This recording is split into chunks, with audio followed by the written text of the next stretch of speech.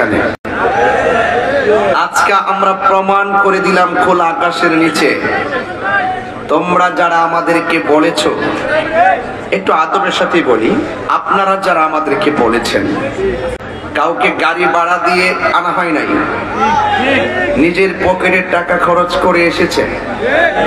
ওয়াজের শুরুতেও কোনো জিলাপি নাই, ওয়াজের পরেও কোনো সিন্নি নাই। আমরা সুন্নি ছিলাম, সুন্নি আছি, সুন্নি থাকবো।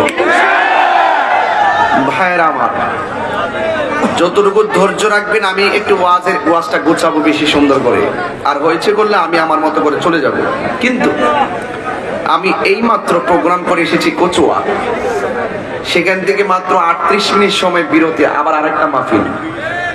সেই দুপুরবেলা কি না কি খেয়েছি জানি না, ভালো করে মনে আসতেছে না, এখনো খাবারের সাথে জিয়ারত নাই। তো আমি শুনেছি আমার ওয়াজের পরে নাকি কোন হোটেলে নিয়ে আমাকে খাওয়াবে, মানে মাইরাটের নিয়ে খাওয়াবো আর কি।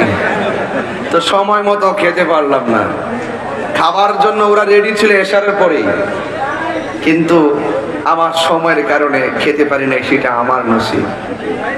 তবে না খেয়ে ইনশাল্লাহ যাব না। তবে হাইওয়ে রোডে যারা আছেন দয়া করে ভিতরে চলে আসুন।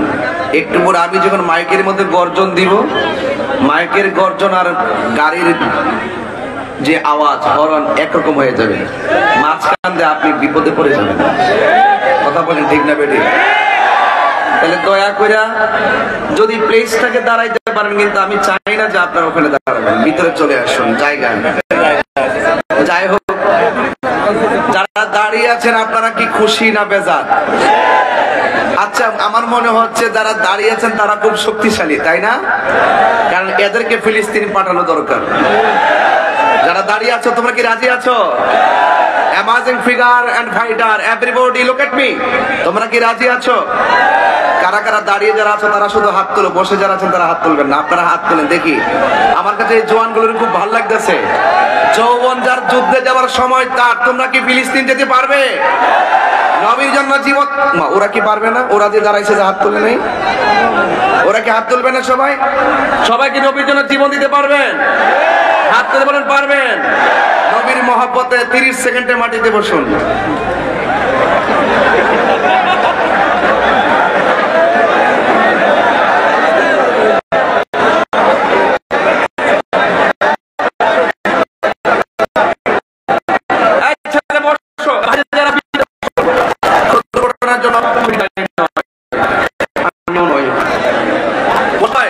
আমাদের পুলিশ প্রশাসন হিমশিম খেয়ে যাচ্ছে, কন্ট্রোল করার জন্য চেষ্টা করতেছে। আমাদের পুলিশ প্রশাসন তারা স্বেচ্ছাসেবক হয়ে মাঠে কাজ করতেছে। প্রশাসনকে আমার পক্ষ থেকে অনেক ধন্যবাদ জানাই, ঠিক না? আমাদের চেয়ারম্যান ভাই আছেন, আমাদের মীর আবু বকর সিদ্দিক ভাই আছেন সভাপতি, এবং আমাদের সুন্নিয়ত রতনপুর প্রহরী আল্লামা মুফতি এহসানুল হক জেহাদি মুজাদ্দিদি সাহেব আছেন, এবং অনেক অতিথিবৃন্দরা আছেন। সবাই বলুন আলহামদুলিল্লাহ। সবাই দুরূদ শরীফ পড়ুন। আল্লাহুম্মা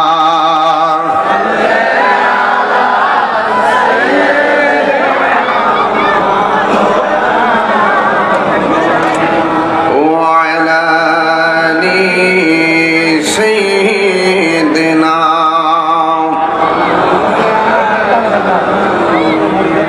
লা ইলাহা লা জুরে লা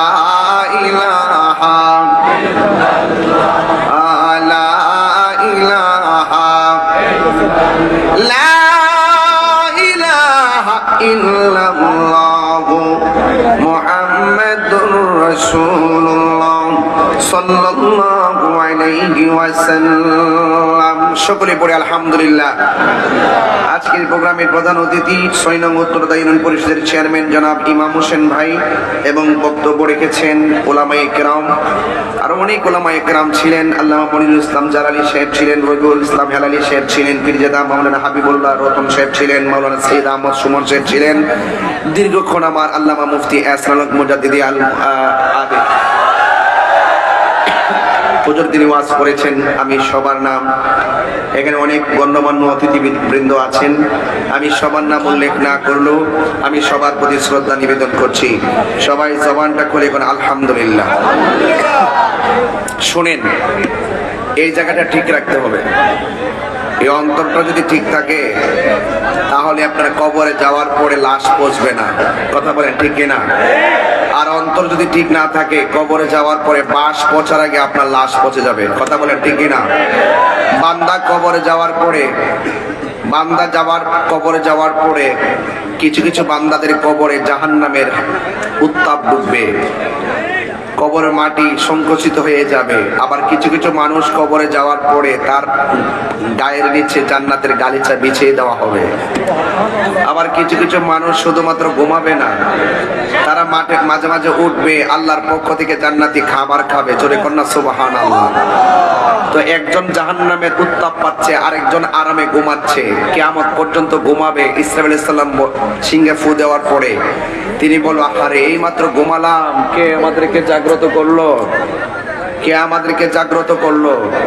আসলে লক্ষ লক্ষ বছর ঘুমাইছে, কোনো টের পাই নাই। কথা বলেন ঠিক কিনা? আমার ভাইয়েরা, আপনাদের কাছে আমার অনুরোধ রইল, ভাইয়েরা আমার, এরপরে শুধু তাই নয়, এই ছেলে বসো, এই ছেলে বসো,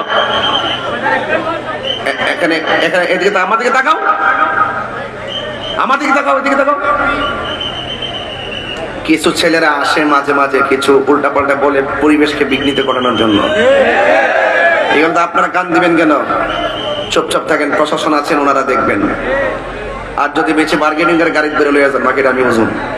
কথা কন ঠিক না বেটি? ইমাম হোসেন ভাই আছে কিনা নাই? চেয়ারম্যান সাহেব আছে না নাই? ওনার একটা জিম্মাদারি আছে। কথা কন ঠিক কিনা? একটা সুন্দর পরিবেশকে কেউ যেন ব্যাঘাত না ঘটায়। তবে ভাইয়ের আমার, আমরা আল্লাহর বন্ধু হতে চাই কি চাই না? যারা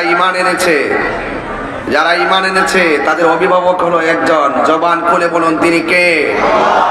আমার আল্লাহ রাব্বুল আলামিন বলছেন, আল্লাহু ওয়ালিয়্যুল্লাযীনা আমানু ইউখরিজুহুম মিনাস সুলুমাতি ইলান নূর। আল্লাহ রাব্বুল আলামিন বলেন, যারা ঈমান এনেছে তাদের অভিভাবক হলো আমার আল্লাহ। আর আল্লাহ যাদের অভিভাবক হয়ে যায়, আল্লাহ রাব্বুল আলামিন তাদেরকে অন্ধকার থেকে আলোর পথে নিয়ে আসে। জোরে জোরে কি সুবহানাল্লাহ বলা যাবে না? ওয়াল্লাযীনা কাফারু, যারা কুফরি করেছে তাদের অভিভাবক হলো তাগুত। ওই তাগুত অপশক্তি তোমাকে আমাকে কুফরি করার কারণে যদি কেউ কুফরি করে তাদেরকে আলোর দিকে অন্ধকারের দিকে নিয়ে যাবে। এই